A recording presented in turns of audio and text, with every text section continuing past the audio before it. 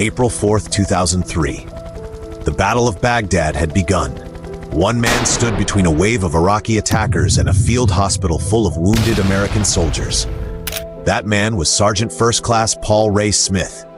And in the final moments of his life, he would earn the highest military honor the United States can bestow, the Medal of Honor. Born September 24, 1969 in El Paso, Texas, Paul Ray Smith grew up in Florida. In 1989, he enlisted in the U.S. Army as a combat engineer, tough, dependable, and utterly dedicated. In March 2003, his unit, Bravo Company 11th Engineer Battalion, was part of the U.S. invasion of Iraq, and by early April, they were deep in enemy territory, preparing for what they didn't yet know would be a fight to the death. On April 4th, near Saddam International Airport, Sergeant First Class Smith was overseeing the construction of a makeshift holding area for Iraqi prisoners of war.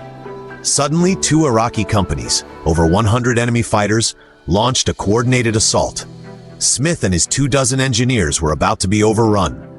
Iraqi forces fired RPGs, mortars, and automatic weapons from a walled courtyard.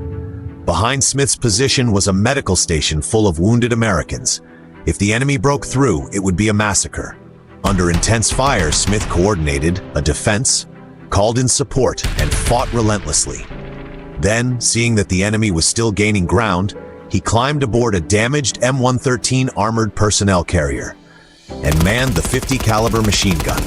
For nearly 10 minutes, Smith unleashed fury, holding off over 100 enemy fighters. In doing so, he saved over 100 American lives. But he was mortally wounded by enemy fire during the last moments of the firefight. 2 years later, on April 4, 2005, President George W. Bush presented the Medal of Honor to Sergeant First Class Smith's 11-year-old son, David. Smith became the first American service member to receive the Medal of Honor for actions in Iraq. His name will live forever in the annals of America's greatest heroes. A father, a leader, a warrior, who gave everything to protect his brothers in arms. Smith's sacrifice inspired a generation of soldiers. His unit built a memorial in Iraq.